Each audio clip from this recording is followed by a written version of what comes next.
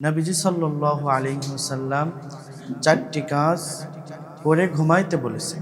চারটি কাজ না করে যেন কেউ না ঘুমায়। নবীজি সাল্লাল্লাহু আলাইহি ওয়াসাল্লাম এই চারটি কাজ অবশ্যই করতে বলেছেন।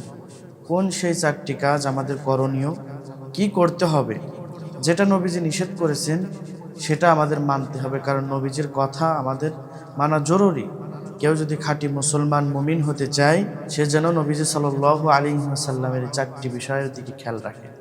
এক নম্বর, আল্লাহ ইয়ানামা ওয়ালাহু ওয়াজহুল আরদি খাসামুন।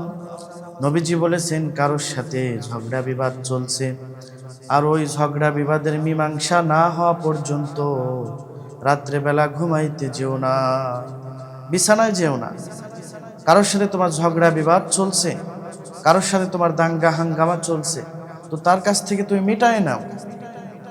এমনটা যেন না হয় যে মাস কি মাস, বছর কি বছর তার সাথে আপনার আমার সাথে কোনো কথা নাই। এখনকার যুগে জমি নিয়ে দ্বন্দ্ব করে, ভাই ভাই দাঙ্গা হাঙ্গামা করে মাস কি মাস, বছর কি বছর কথা হয় না।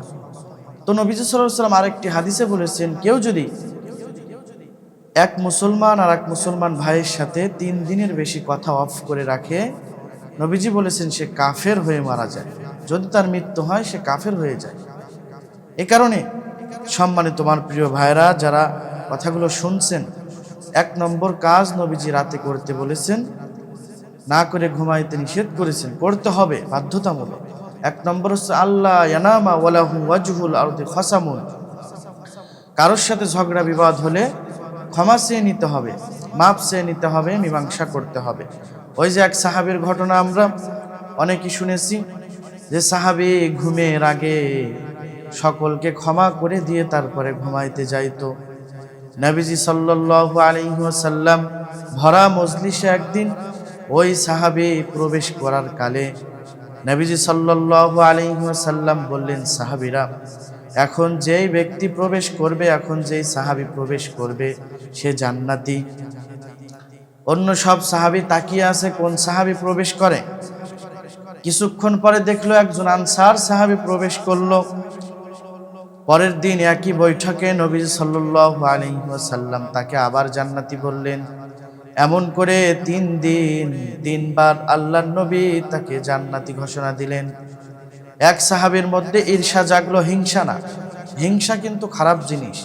আর হিংসা সম্পর্কে নবীজি বলেছেন, ইয়াকুম ওয়াল হাসাদা ফাইন্নাল হাসাদা ইয়াকুলুল হাসানাতি কামা তাকুলুন নারুল হাতাব। নবীজি বলেছেন, তোমরা হিংসা হইতে দূরে থাকো, কেননা হিংসা নেকিকে ধ্বংস করে। একজন বুজুর্গ মানুষ, নামাজি মানুষ, রোজাদার মানুষ, তার হিংসা যদি সে করে তাহলে তার কোনো আমলই নাই। সে যদি হজ করে সে হিংসা করতে থাকে হাজি হয়ে, তাহলে তার হজ কবুল হয়নি, বরং হিংসার কারণে তার আমল সব জোরে ছারখার হয়ে গেছে, নষ্ট হয়ে গেছে। যেমন নবীজি বলেছেন, আগুন শুকনা কাঠকে যেইভাবে নষ্ট করে দেয়, পোড়ায় ছারখার করে দেয়, তেমনিভাবে হিংসাও মানুষের নেকিকে নষ্ট করে দেয়। নাউজুবিল্লাহ। এজন্য সম্মানিত আমার প্রিয় ভাইরা, হিংসা করা যাবে না। হিংসা আপনার আমার মানায় না, অহংকার আপনার আমার মানায় না। এজন্য নবীজি বলেছেন, লা ইয়াদখুলুল জান্নাতা মিসকালা যাররাতিম মিন কিবরিন। কারোর অন্তরের মধ্যে যদি যাররা পরিমাণ অহংকার নিহিত থাকে, যদি অহংকারের ছিটাফোঁটা যদি কোনো বান্দার অন্তরের মধ্যে থাকে, জান্নাত তো পাওয়ার কথা দূরের কথা, জান্নাত তো পাবে না, বরং সে জান্নাতের ঘ্রাণও পাবে না।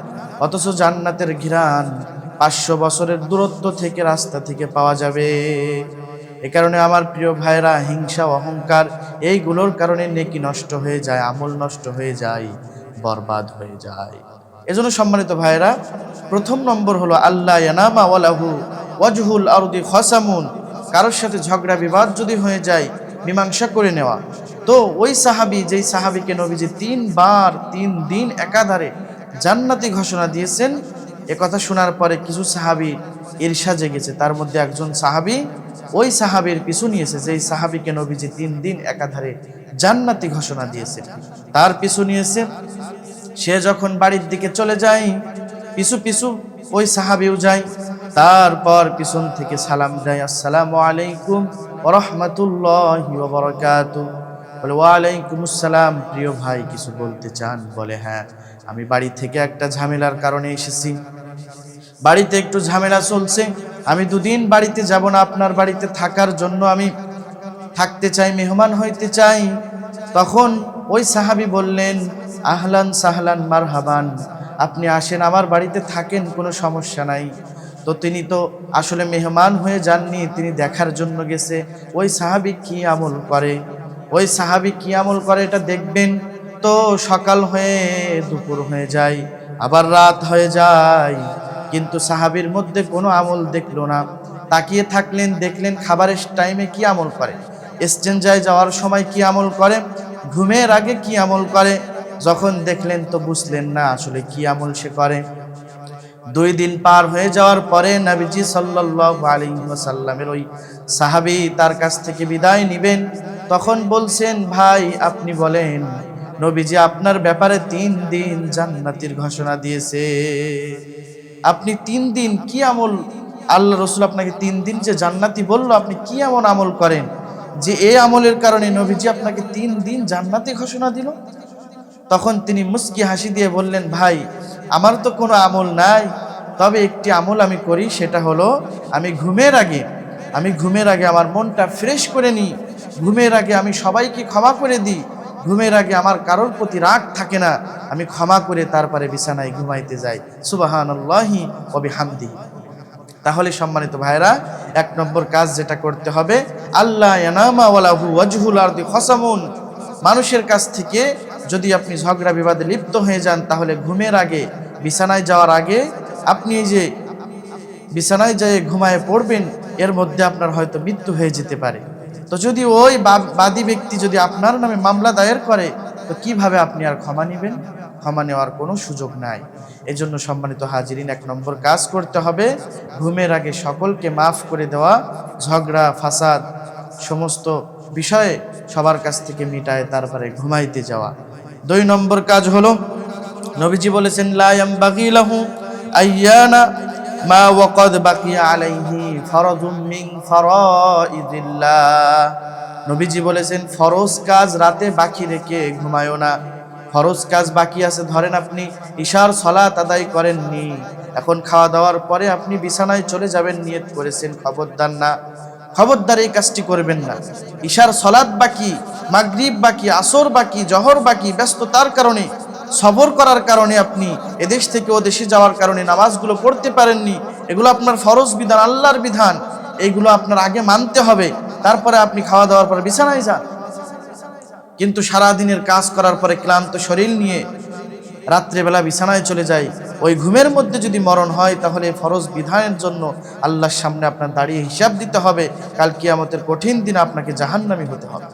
এজন্য নবীজি সতর্ক করেছেন, লা ইয়ামবাগি লাহু আইয়ানা ওয়ালাহু মা ওয়াকাদ বাকিয়া আলাইহি ফরজুম মিন ফরাইদিল্লাহ।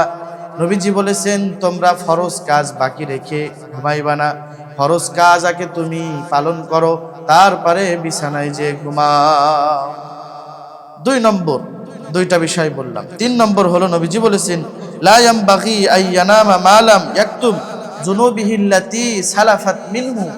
নবীজি বলেছেন, যদি গুনাহ হয়ে যায়, অপরাধ হয়ে যায়, অন্যায় হয়ে যায়, রবের সাথে নাফরমানি হয়ে যায়, তাহলে খবরদার বিছানায় যেও না, আগে তুমি নির্জনে আল্লাহর কাছে ইস্তিগফার করো, আস্তাগফিরুল্লাহাল আযীম আল্লাযী লা ইলাহা ইল্লা হুয়াল হাইয়ুল কাইয়্যুম ওয়া আতুবু ইলাইহি।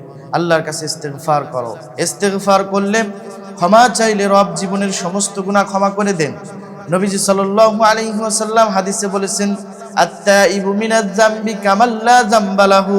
কেউ যদি তওবা করে, কেউ যদি ইস্তিগফার করে, তাহলে আল্লাহ তাআলা তাকে এমন ভাবে পবিত্র করে দেয়, তার গুনাহগুলো এমন ভাবে মিটায়ে দেয়। নবীজি বলেছেন, ছোট্ট শিশু যেমন দুনিয়ার মধ্যে যখন সে মায়ের গর্ভ থেকে খালাস হয়ে আসে, তার যেমন কোনো গুনাহ থাকতে পারে না, তেমনি ভাবে ওই বান্দার আমলনামা থেকে সব গুনাহ আল্লাহ তাআলা ঝরিয়ে দেয়। এমন ওই গুনাহগুলো আল্লাহ রাব্বুল আলামিন, উলাইকা ইউবাদদিলুল্লাহু সাইয়্যাতিহিম হাসানাত, আল্লাহ তাআলা বলছেন, ওই গুনাহগুলো আল্লাহ রাব্বুল আলামিন সব নেকির দ্বারা পরিপূর্ণ করে দেয়। ওই গুনাহগুলো বদলায়, গুনাহকে আল্লাহ রাব্বুল আলামিন নেক দ্বারা পরিপূর্ণ করে দেয়। সুবহানাল্লাহ। তাহলে আমরা জানলাম যে ঘুমের আগে আমাদের অপরাধ, আমাদের অন্যায়গুলো, আমাদের নাফরমানিগুলো, রবের সাথে যেই ক্রাইমগুলো করেছি, আমরা অপরাধগুলো করেছি, আমরা অবশ্যই ক্ষমা চাবো, তারপরে বিছানায় ঘুমাইতে যাব। খবরদার, আমরা বিছানায় তখন যাব না যখন আমরা গুনাহ অবস্থায় গুনাহ করেছি, অথচ এ থেকে আমাদের বেরোনোর কোনো চিন্তা নাই। আল্লাহ তাআলা বলছেন, ইয়া আইয়ুহাল্লাযীনা আমানু তুবু ইলাল্লাহি তাওবাতান নাসুহা। আল্লাহ তাআলা বলছেন, তোমরা একনিষ্ঠ তওবা করো, তাওবাতান নাসুহা করো।